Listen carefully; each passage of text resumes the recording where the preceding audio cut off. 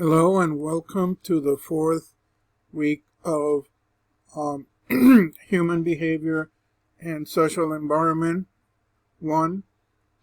Today we're be discussing Chapter 4, The Psychological Person, Cognition, Emotion, and Self. I'm not going to actually, read what I have on the slides because that's your job. But I am gonna be, using either certain diagrams and other material to help you, learn this material or understand. For a long time, in the past, people or scientists and etc. saw that cognition and emotion were basically two largely distinct, two different things. But in the last 20 years or so, it have become obvious or have been proven that the two, meaning emotion and cognition, or cognition and emotion, are really very interdependent. The two of them, which I represent or is represented in this simple figure here, right? You see, one may cause the other, and the other may affect, cognition may affect emotion, and it keeps going, in a circle. So I was saying that the emotional and cognitive, are sometimes work together. And may I remind you that this could be quite complicated. Not the explanation, but the actual, interaction and all of that. So as part of the emotion area, we have the affective system, which the book we call the affect, right? So that's, sort of works, sort of unconscious, and it could be reactive, to a series of, events or occurrences, and it follows, some sort of sensory information. By that I mean, well, we have 5 senses, right? Could be visually, actually could be the sum of more than one of our senses. You can see and hear, right? And something, sometimes the smell of something causes us to, remember, the past or a place, right? So that's the kind of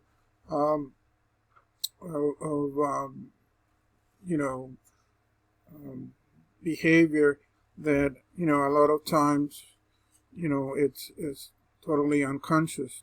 So if effects are things that, make us have some change in our affective system, they could be grouped into, positive effect and, negative, right? So for instance, a positive could improve creative thinking. It could be that, I don't know, certain music, can relax you and so on. Maybe that's why you need to be in a certain room and with your, I don't know, favorite drink or, etc. And then, excuse me. negative, would, narrow your thinking, and, sort of not foment or it may block, let's say in this case, some thinking. It may put you in the wrong mood, right? So that's the, here's, I was just stating some connections here. I don't think that I have to remind you, but I'll do it anyway. So positive emotions are happiness, comfort, pleasure, and so on. Like I said, it could be, that's where, your feelings, your mood, all of that. Obviously, negative emotions would be, the opposite. The opposite of happiness, well, being angry. The opposite of comfort, you're uncomfortable, and, and so on. So they're an opposite mood, which I would think that we all can relate to that sometimes, right?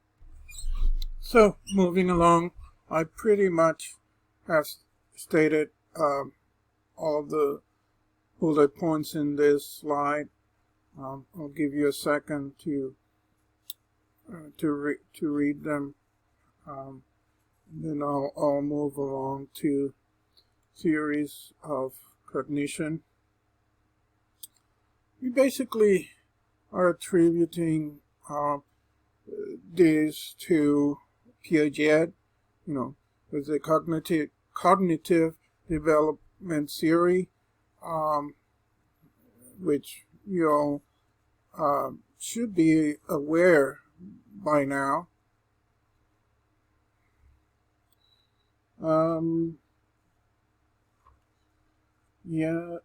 Basically thoughts produce emotions, so there's this, interaction between, cognitive, which, by the way, it could be our belief system, for instance, and, depending on that, well, that would influence our emotion or affective system. Let's go through Exhibit 4.1, and, basically, you can just see what I see, right, and just, read it. So what's a schema? So defined as internalized representation of the world or ingrained and systematic patterns of thought, action, and problems solving. So what is that? Well, we can also, I mentioned beliefs before, so those schemas are part of what it sort of make up that schema or produce, or social learning, right?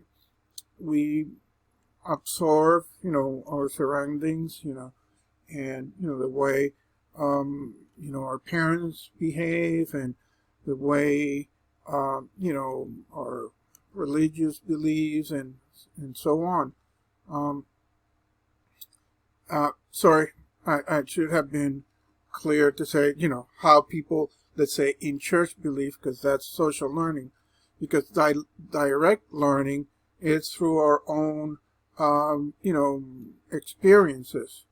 Then in assimilation, it's also, part of that schema, which it is what it sounds like, assimilating, sort of processing those either social currencies or direct learnings, and we're sort of assimilating and also accommodating, right?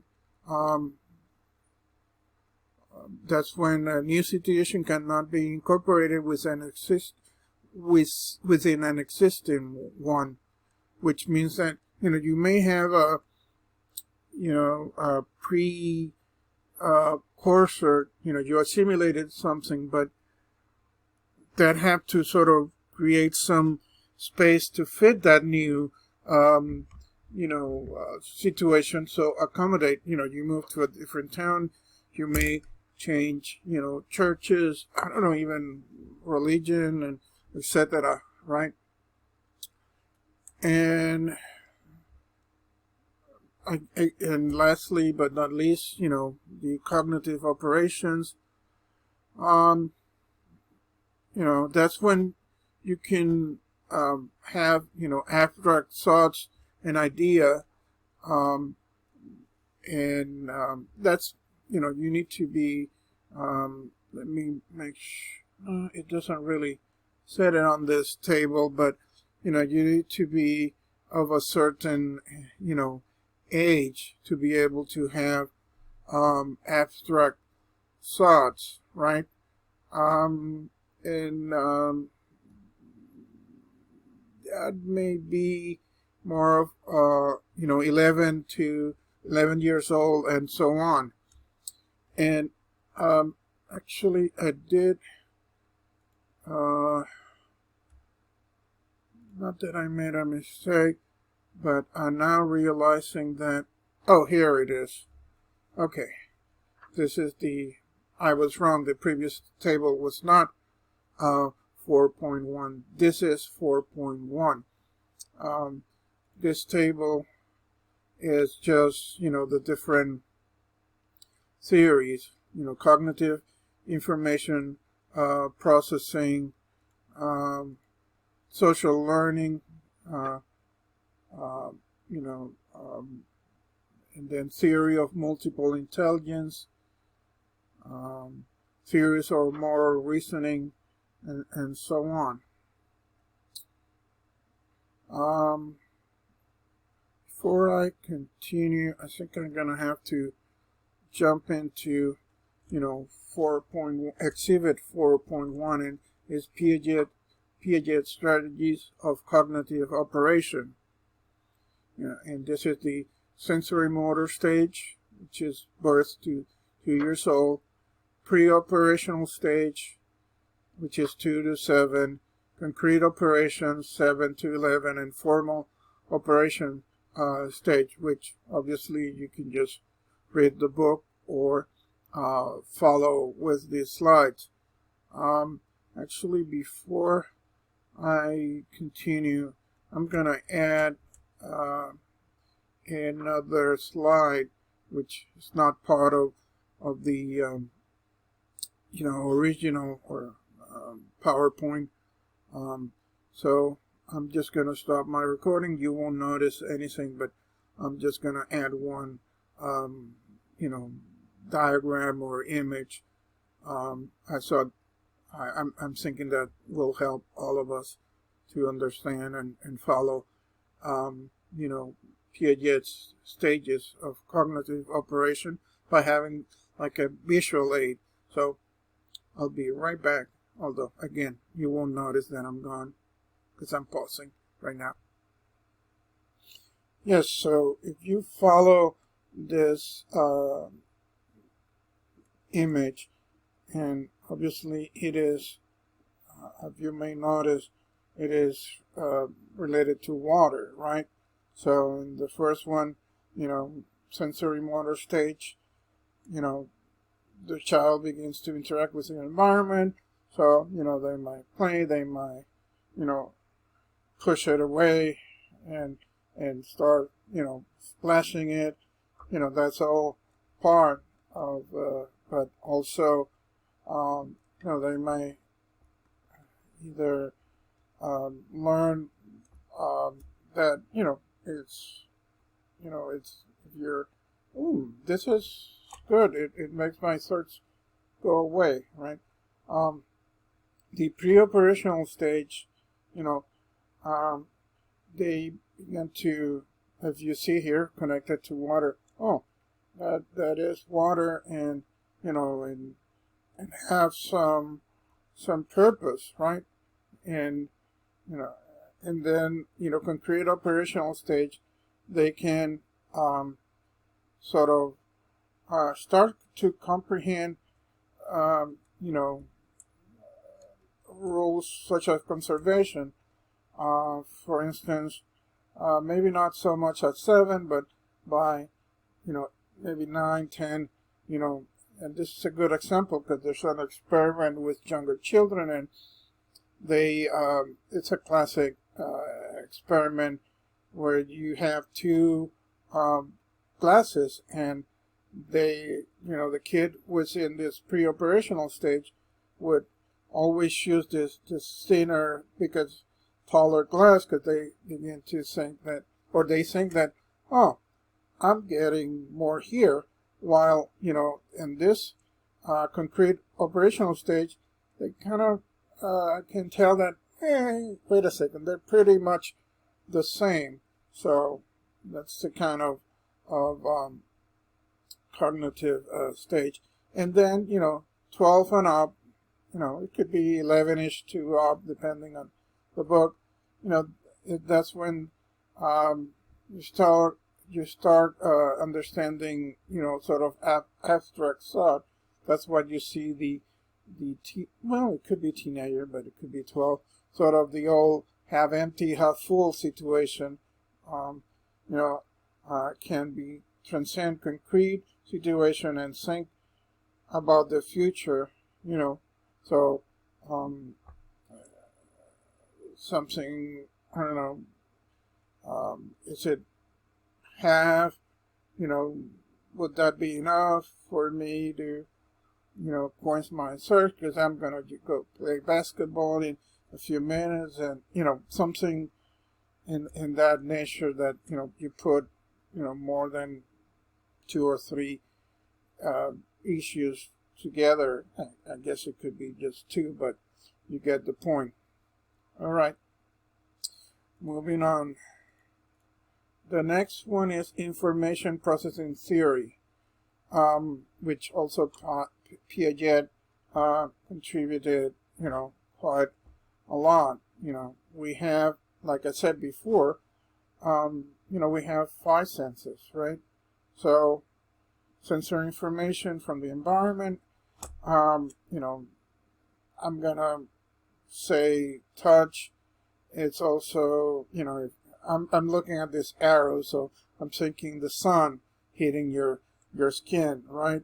So that's sensitive, and obviously if you're looking at the sun, you're gonna move your head because it's too bright. It's gonna hurt your. So there might be saying there if it gets too hot, then you're probably gonna move. So how it's just basic reaction to the external situation, right? Environmental. Perception involves interpreting the sensory information. Well, some of us may not be as worried about, the sun being so harsh, because we may have more melanin or some other, or we, like myself, grew up in the tropics, so, we may have developed more resistance to the sun rays, and we may not immediately be thinking, oh my God, I'm gonna get, cancer. I'm exaggerating, of course, but anyway, or maybe we were. I'm not saying that I was. We were raised by very. Let me just say, by a mother or a father that would immediately say, "Stay out of the sun and put some cream." So like we may have that in our minds, and the way we process it, like, okay, so I'm in the sun, I need to be protected. So you see the connection here. Contrary to sensory theory, so I guess this is the next one. The motor theory is perceived by Piaget as the mind playing an active role in processing, right? So, so you may, I don't know, put your hand over your eyes if it's too sunny. So there's a motor reaction to it. Social learning theories. This is Bandura's social learning theory, and you have this triangle, which you have behavior, environmental factors, and personal factors, and how that interact. The environmental factors could be, again, it's a hot day, and that may put you in a bad mood, and and personal factors. Well, you're the kind of person from your history that you don't take let's just say crap from anybody, and if somebody sort of interact with you in a negative way, then your behavior could be affected, right? You may, in other circumstances where you're maybe not, hot, and let's just ask that you're hangry, get it, hungry and angry, and then your behavior. So I'm trying to be a little funny to make it more interesting. Now,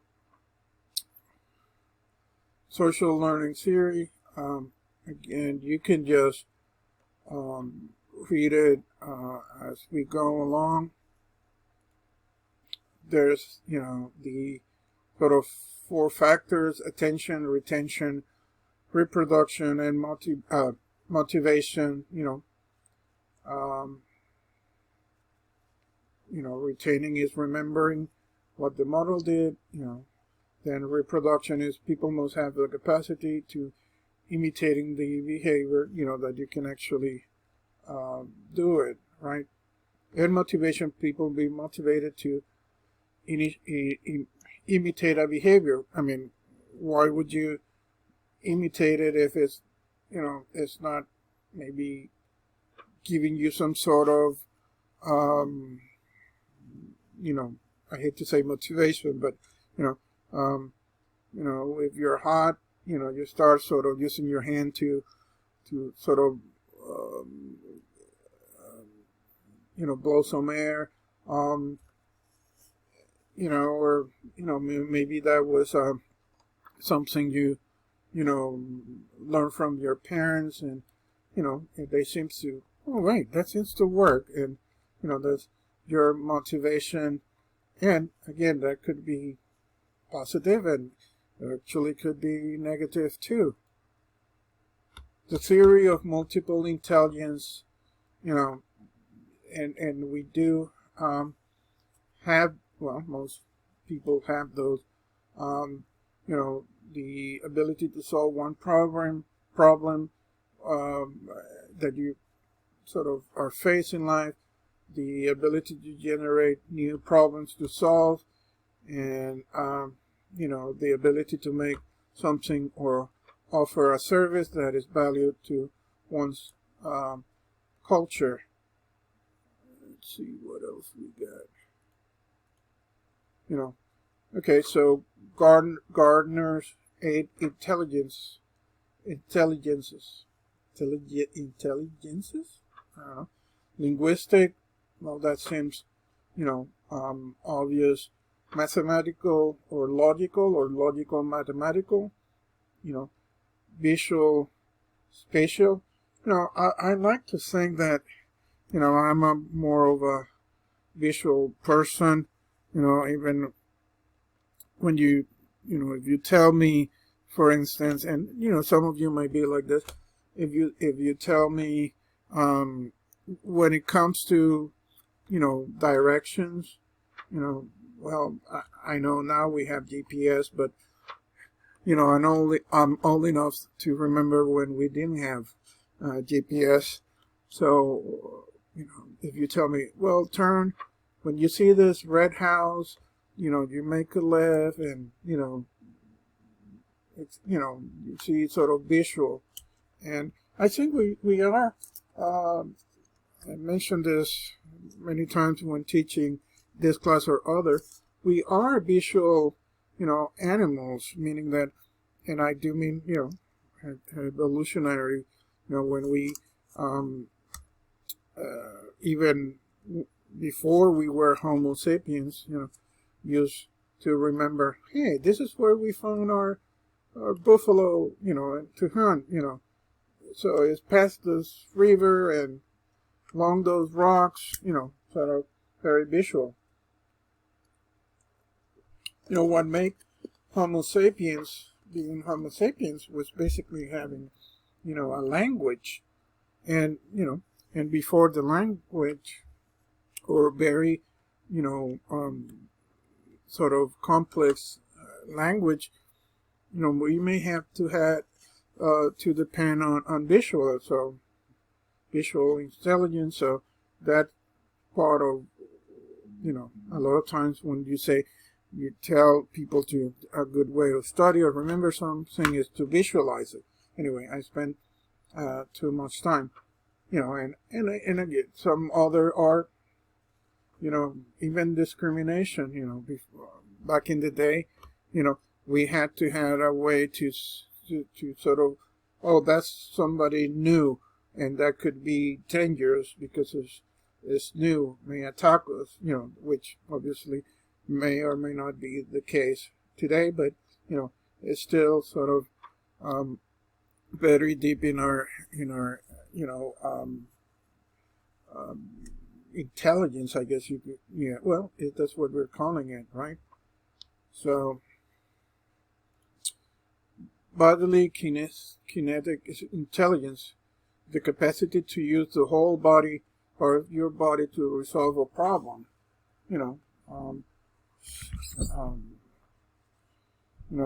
Some people are better off, being tactile, right?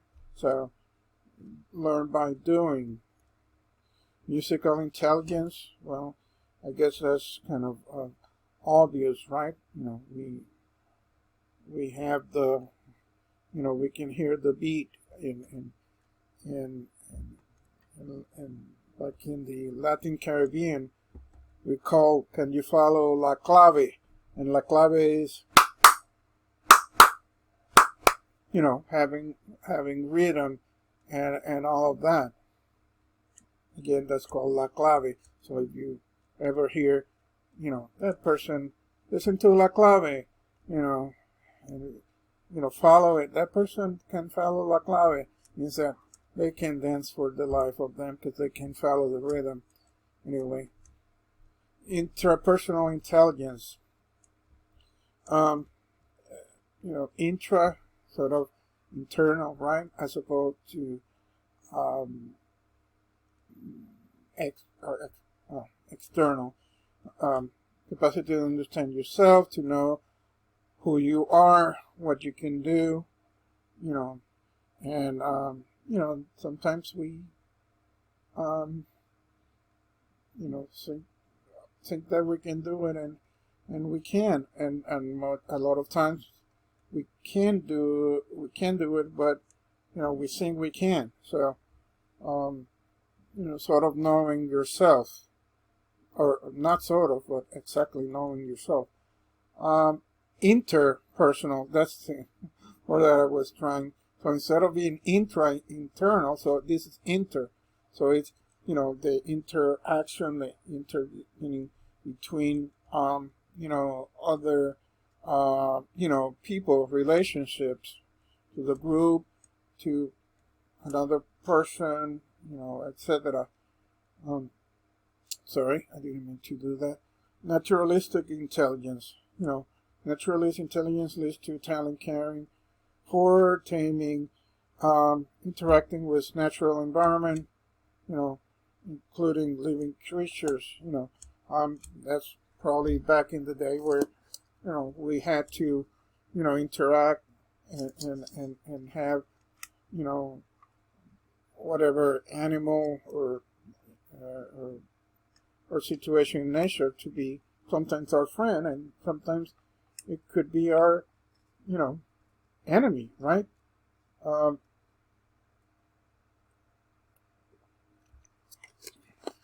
right, so theories of moral reasoning. This is Colbert's theory of moral development. The right way, the wrong way. Morality, which is based on sometimes conscious religious values, social attitudes, etc. Do I have a... I guess I don't have a... Well, here, Exhibit 4.3. Heteronomous morality, accepting what the world says is right. Hetero, meaning, many, you're accepting sort of the majority or the main morality clause, if that surround you, right? Instrumental purpose, defining the good as whether it is agreeable to self or those in the immediate environment. So sometimes certain things are may not be agreeable with your immediate the old expression, when in Rome, meaning do like the Romans do, right? Like that. Conventional. Oh, I missed that. Oops, sorry. I omitted that first stage and second stage are pre-conventional. Then conventional level, the interpersonal experience. Well, back to where we're saying inter, between, people and groups that you're surrounded. Societal point of view, again, that's kind of what the state, societal point of view, that you find, either accepting and consistency and your options, or and how you interact with the larger community, because those are the just call it, for the lack of a better word, pre-existing condition, or the accepted, and I'm using air quotes, norms, moral clause, etc. And then post-conventional, ethics, are things that either a set of individuals or group, sort of follow and are perceived to be the right way to, conduct yourself, right? Conscience and logic. Well, again, conscience, right?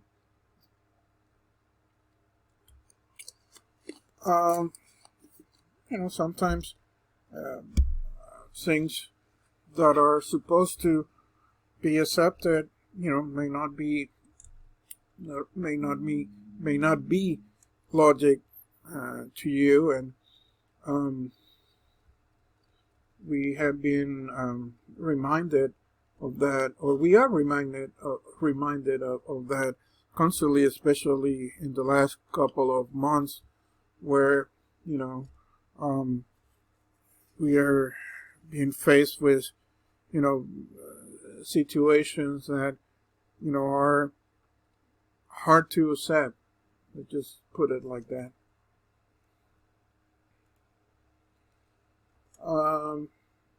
I'm just gonna let you read this. I'm already past, oh my goodness, my limit. I'm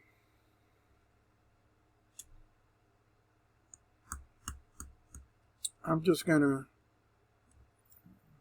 go a little faster here.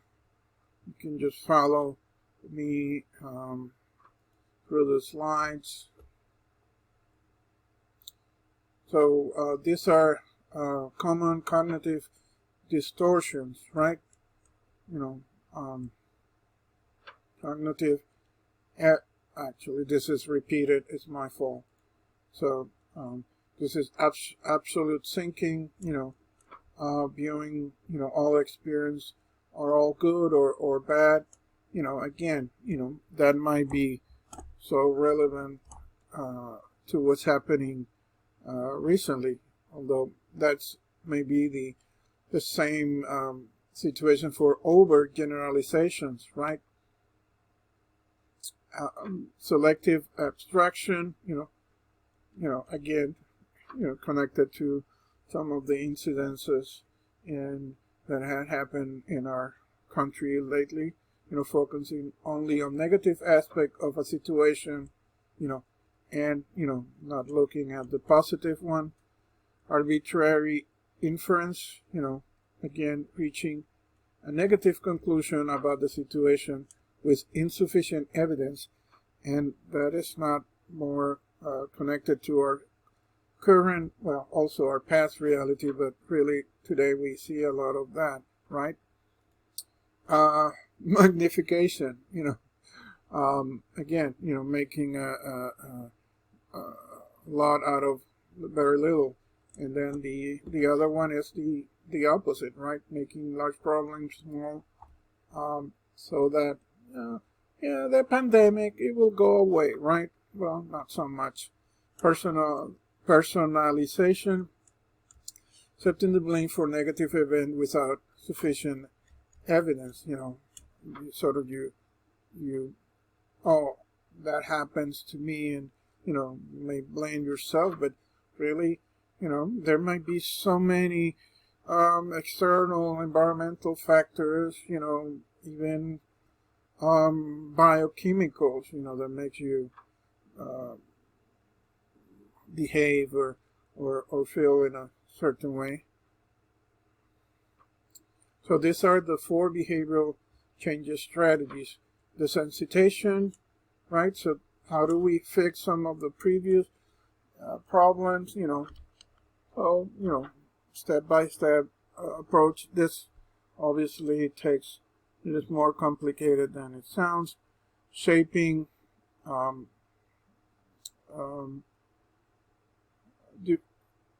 sort of,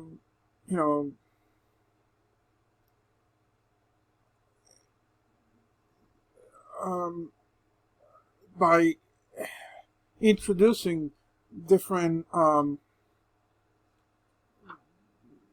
stimulus, I guess you can call it, which is differentially reinforcing approximation of a desire, but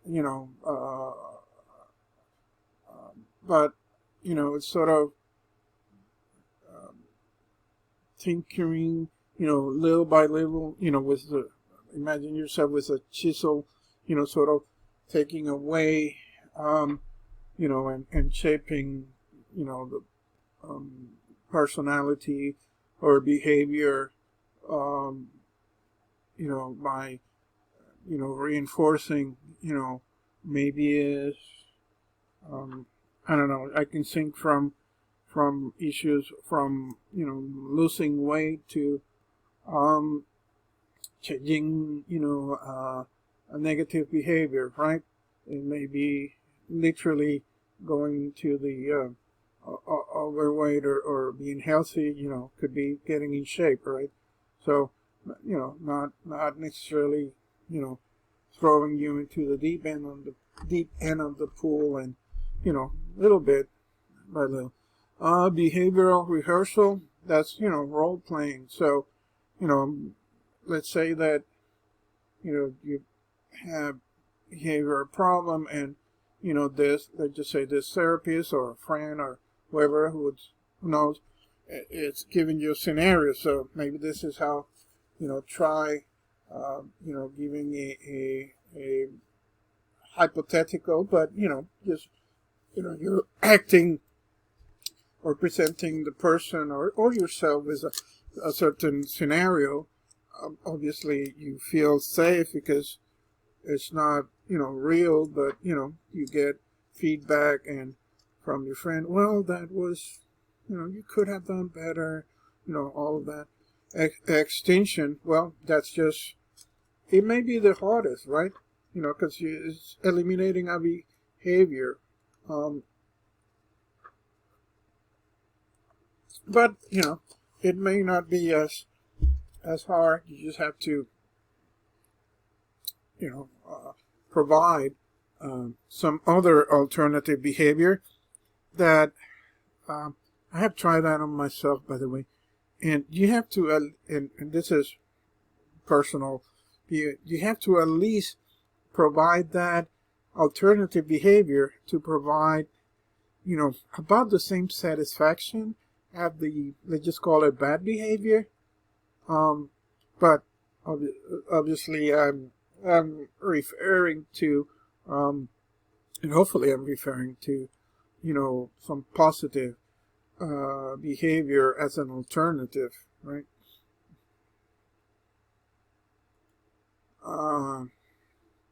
And this is connected to the case study at the beginning of the chapter. I'm already past my time. These are supposed to be short lessons, but I like to be sort of front heavy, meaning that I like to spend more time on the basic, which is the first sort of topics at the beginning of the chapter, because that will set the rest of the chapter. And if you understand this interaction between cognitive and emotions, then you sort of would be able to go through the chapter with very little difficulties. I think I would love to keep going, but you'll do the rest on your own. Hopefully this would be or have been a good motivator for you. By the way, you think, we were giving the task of making short lectures. Now, it's been hard to keep it short, but if you think that longer lectures would be helpful, then let me know. I'm kind of, we were told 20 minutes. I have gone double that. We have to find the best, the sort of in the Goldilocks best, not too hot, not too cold, kind of, the perfect sort of medium that we all benefit. So, let me have your opinion, not only about this, but any other comments. If I can improve, or a way to improve this lecture is for me to get, comments from you guys. All right. So keep being healthy and safe. I'll see you, hopefully soon. Maybe not seeing you, but talk to you. All right. You all take care. Bye.